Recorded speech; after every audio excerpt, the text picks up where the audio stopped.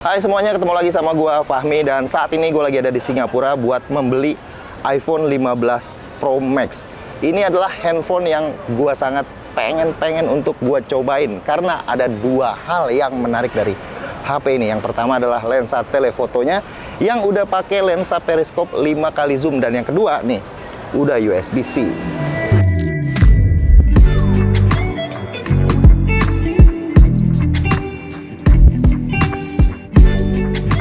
Tapi gue kesini nggak sendiri, ada bareng sama anak-anak tech reviewer, ada Indra iTech Live, ada Mas Mobi, Ketuji, dan Ibro Kumar. Oke, kita lihat dulu nih dusnya isinya dapat apaan aja. Kayaknya bakalan sama aja, kecuali kabelnya doang nih yang udah braided. Dari sisi desain sebenarnya nggak terlalu signifikan perubahannya, ya mirip-mirip lah sama kayak Samsung S22 Ultra ke S23 Ultra. Sedikit-sedikit beda lengkungan doang, warna-warna baru, dan hero colornya kali ini adalah natural titanium.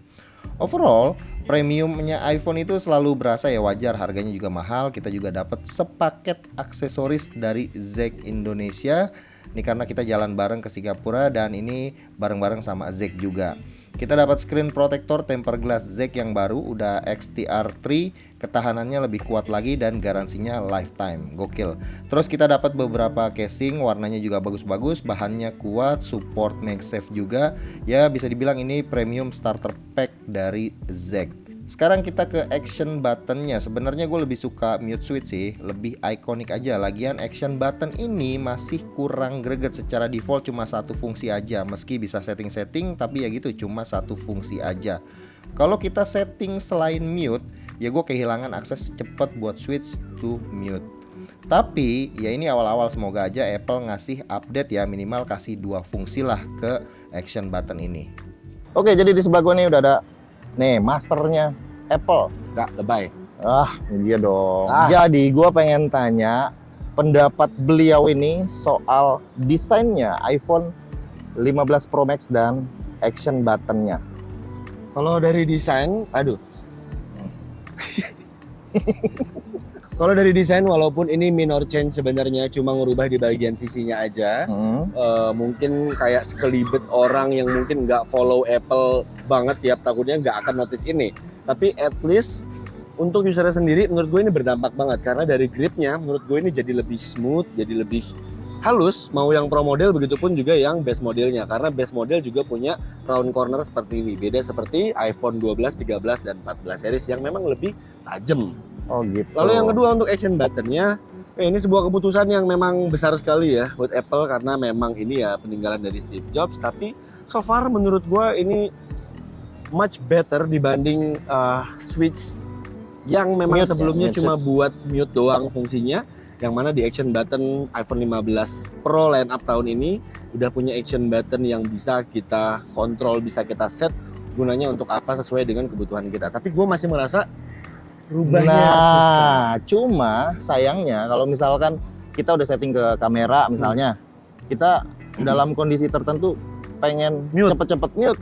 Nah, jadi kita harus pakai control center. Jadi di sini kita tambahin mute-nya. Atau pakai gesture ya, tap. Ya, atau yang di belakang body itu. Jadi ya pinter-pinter kita nge-setup iPhone kita fungsinya bakalan bagaimana gitu. Tapi kedepannya action button ini ibaratnya kayak menjanjikan banget ya. Menurut gua ini harus masuk base model di tahun depan.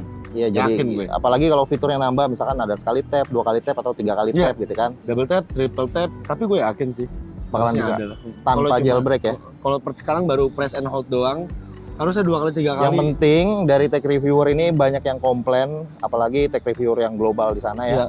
Banyak yang komplain, biasanya nanti langsung diberikan fiturnya sama harusnya Apple. Oke, thank you. Dadah, sama-sama.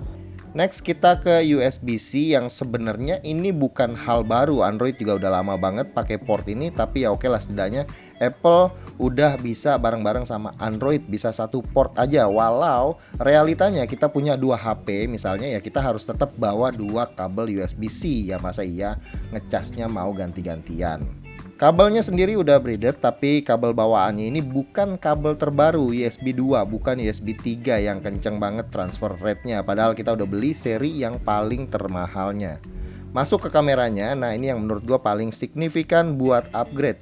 Main kameranya 48 megapiksel, sensor shift, wide aperture, ultrawide-nya 12 megapiksel, dan telefotonya periskop yang Apple nih agak malu-malu ya, jadi punya nama lain yaitu Tetra Prism.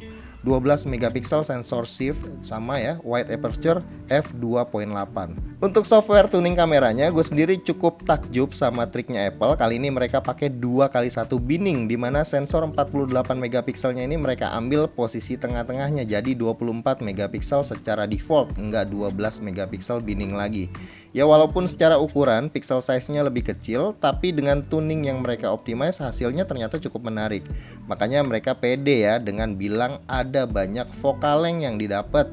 Kita bisa setting ke 24 mm, 28 mm, dan 35 mm.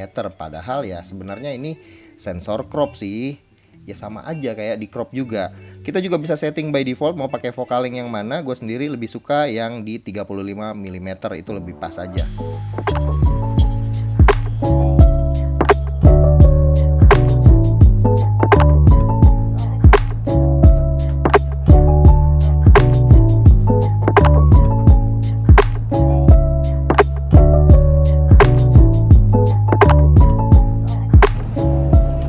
Oke, jadi ini sampel pertama menggunakan kamera depan dari iPhone 15 Pro Max di resolusi 4K 60. Dari viewfindernya, ini kelihatannya agak sedikit geter-geter ya mas. Enggak, viewfinder agak geterin gitu, lihat hasilnya enggak? Hasilnya enggak ya, kalau dilihat hasilnya ya. Mudah-mudahan. Masa iya Pro Max? Pro Max loh ini. Gimana hasilnya?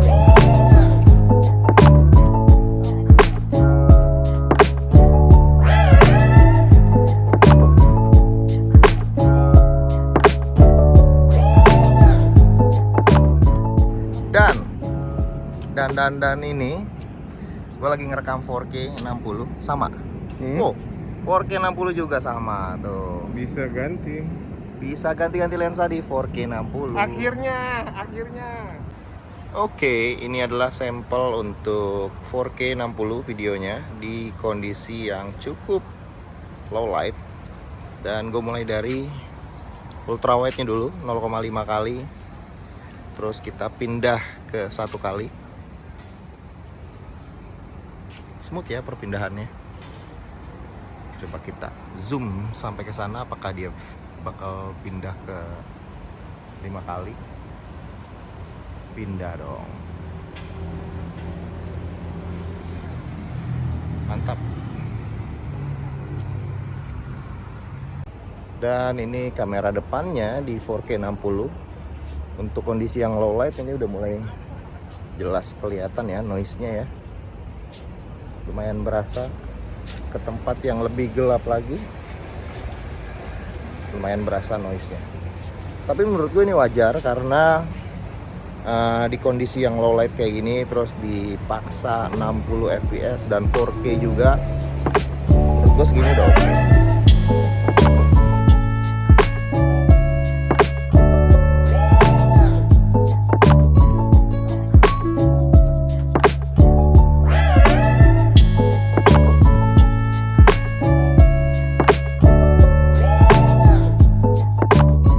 Pro RAW-nya juga upgrade. Kalau dulu kita cuma bisa take RAW 48 cuma di kondisi yang daylight, dan sekarang di kondisi yang low light kita bisa take 48 megapiksel RAW.